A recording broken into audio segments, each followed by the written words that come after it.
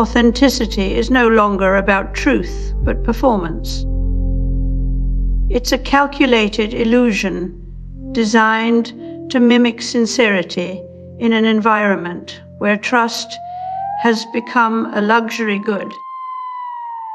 Instagram filters don't just make photos pretty.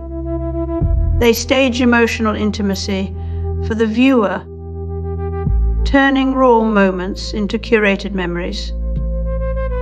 In digital music production, media humanization tools add tiny imperfections to algorithmic perfections,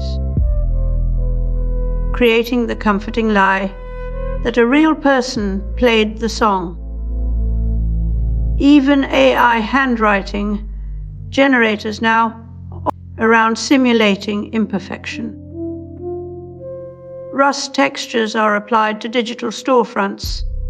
Vintage fonts dominate branding guides, and handmade ceramics are scanned into 3D models for mass production under the label of artisanal. The past is not preserved in these cases. It's manufactured, reassembled into a nostalgic package that feels familiar but is entirely new. We don't want history we can trust. We want history that feels like it was ours to begin with. This manufactured authenticity is not just aesthetic, it's economic. It allows us to sell the future without acknowledging how unstable it might be. By wrapping our innovations in a veneer of tradition, we make them feel like extensions of something already trusted.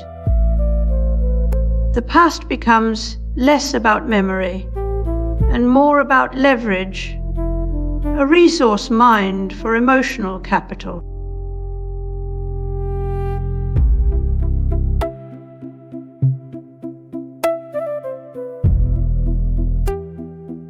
Chapter 2I, From Studium to Algorithm, the Reproduction of Memories.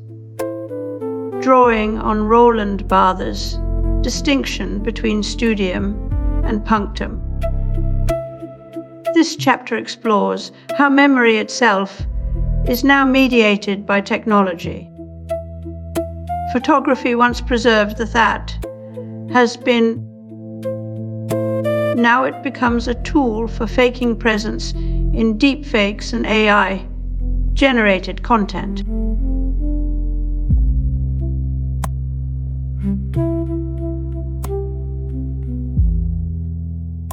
Early industrial propaganda was not merely about selling products, it was a calculated effort to reshape public perception of labor, technology, and progress, often masking exploitation.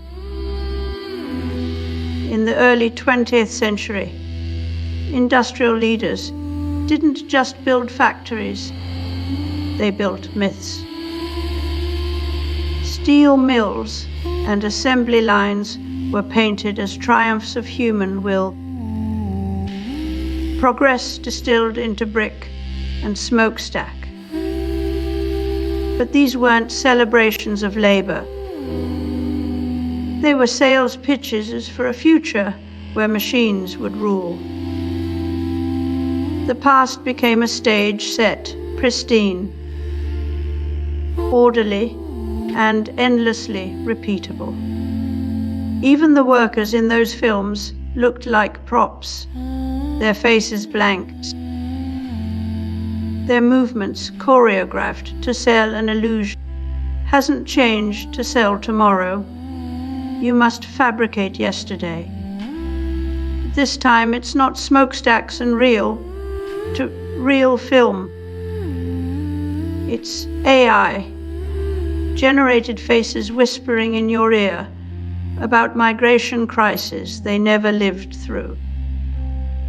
Deepfakes are the new propaganda mills, churning out pasts that never happened so they can be used as proof of futures we haven't earned. The illusion is no longer painted on celluloid, it's baked into our code. And yet, the script is still the same: progress, by any means necessary.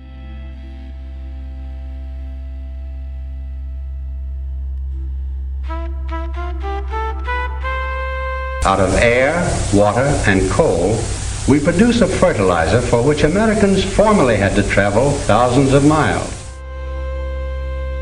Neil Postman warned that in a Technopoly, truth stops being something we agree on and becomes what our tools allow us to say.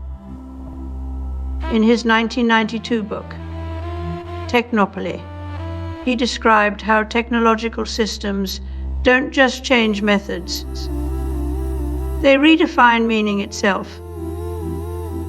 As digital platforms replace libraries as public memory banks, history is no longer about what happened, but what can be algorithmically validated or monetized. We are not just losing the past we forgot. We're replacing it with a past that serves future. As the archivist explains, the fragility of paper versus digital storage, we begin to understand the scale at which meaning is now outsourced. The past no longer belongs to historians or storytellers. It's processed by algorithms that favor novelty over narrative and pattern over truth. Cultural literacy gives way to algorithmic storytelling, where narratives are optimized for engagement rather than coherence.